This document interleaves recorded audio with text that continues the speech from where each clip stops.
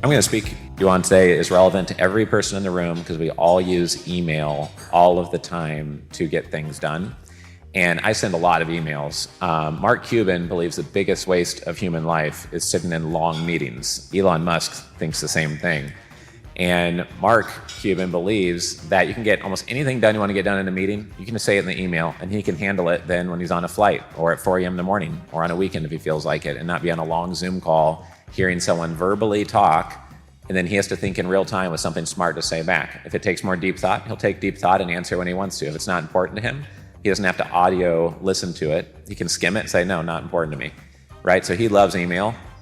So do I. And so I'm going to go over some lessons that we've learned, because if you go to my Gmail and go to the sent folder, the emails that I've written myself, not by my team, not for email broadcasts, is over 150,000 emails the last 15 years.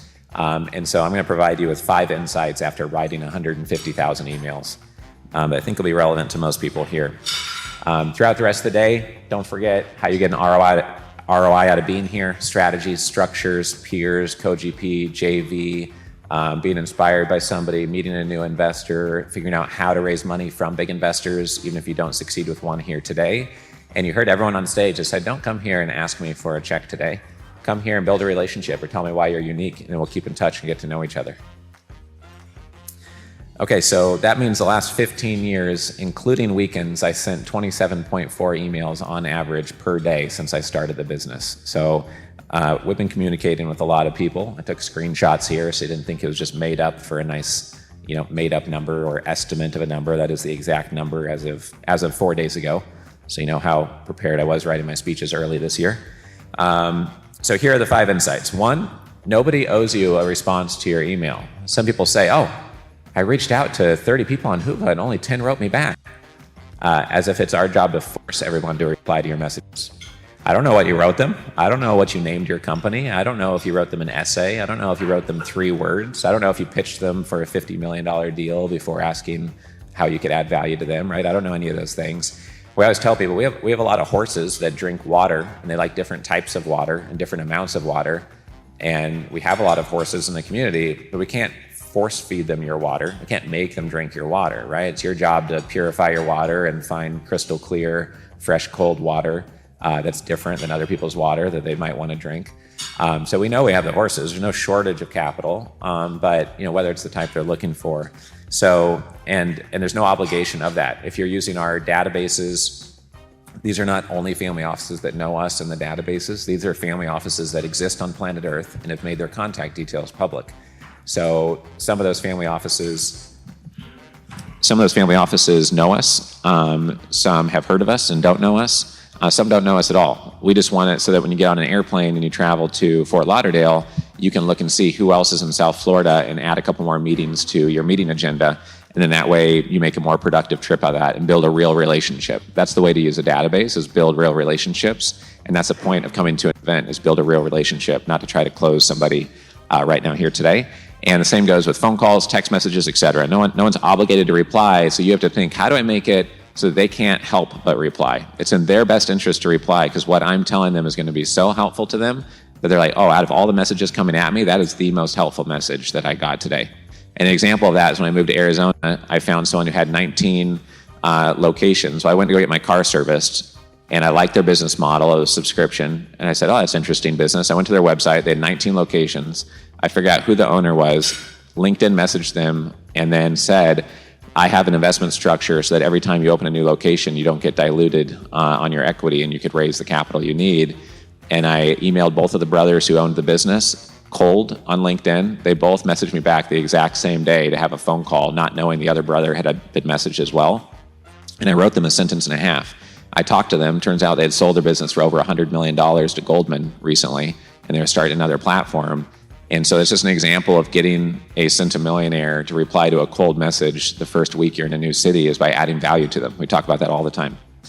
Number 2 is be concise. There's a story in the marketing world and copywriting world that Eben Pagan taught me, that if you want something really powerful, you need to get rid of all the noise and all the fluff and just get right to the meat of it all. and really get the sizzle out there. And so there's a line in the copywriting world, the writing world, that says, "Oh, I'm sorry I wrote such a long message. I didn't have more time to make it more concise." In other words, let me just throw up on this piece of paper and tell you a whole bunch of stuff, and then you can take a lot of your time reading it to figure out what we're doing. If you don't know what you're doing and you can't say it in a sentence, you're dead, because no one else is going to try to figure out what you're doing if you don't know what you're doing. And sometimes at a workshop, I'll teach that on stage at a 5.5-hour workshop. We'll talk about it for 15 minutes. Someone will come up at the end of the event and I'll say, "Oh, what do you do?" They say, "Oh, we do this, but we also do this, and we kind of do that, and sometimes we do this," and they keep on talking and talking and talking. And if you can't summarize what you do in a single sentence that's super crystal clear and compelling, how do you expect them to communicate it to their spouse when they say, "Hey, we're going to hire $300,000 to this industrial real estate or this stem cell therapy center," or to their investment committee or their investment partner or their analyst, right? So super basic. A lot of people do not get that right, and it just doesn't do you justice if you have a lot of experience.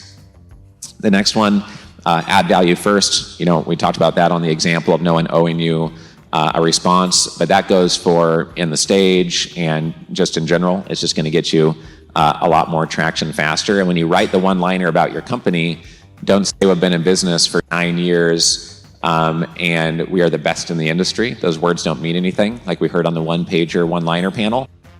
Have your one-liner be about how you're serving them, how you're adding value to them, and then they're more likely to respond. Number 4, this came up 2 or 3 times already in the event, is that the trust and the context wrapped around your message is more powerful than even the words you say.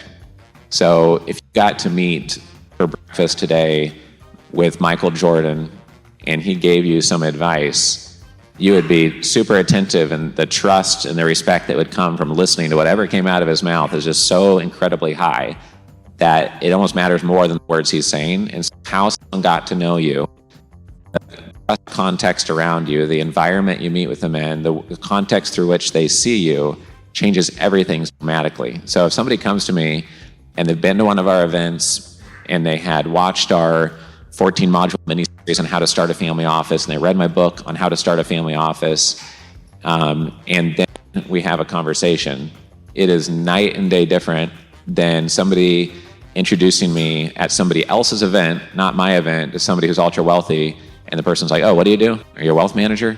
And then they're standoffish, and it's almost not even worth having a conversation. It almost doesn't matter what comes out of my mind, and I have to be really good at using one sentence to say, like, ask what business they're in, and then point out how I could save them equity from dilution, or point out how I could help them double their deal flow or acquire a strategic choke point. And if I don't get them in the first minute, like, they're just mentally gone probably.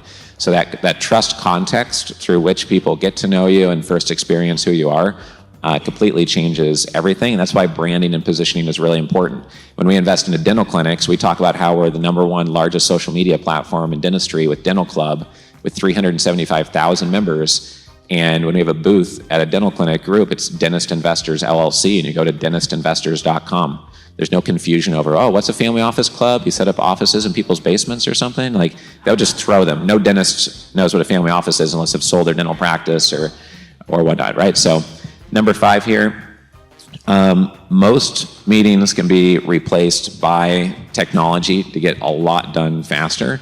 And we get a ton done through WhatsApp audio messages, through Slack audio messages. And I've just found that some clients highly appreciate that fluid method of doing business versus, like, every time you want to talk to them, you want to get on a Zoom call or a phone call. Some people just do not have time for that. And it's just painful. And they say, "Oh, no, I'd really prefer," some people will say, "Well, I need to see the deal over email first." "No, I really need to have a phone call." And they just demand that it's over a phone call. And then it's just like, okay, well, then I guess it's a pass. If you literally are not able to write down what you do or what it is, then why should I invest my time in listening to it? This might be a waste of both of our times, and I could save you that time by scanning it in 30 seconds and telling you that that's not an area for us, and we're happy to keep you in mind.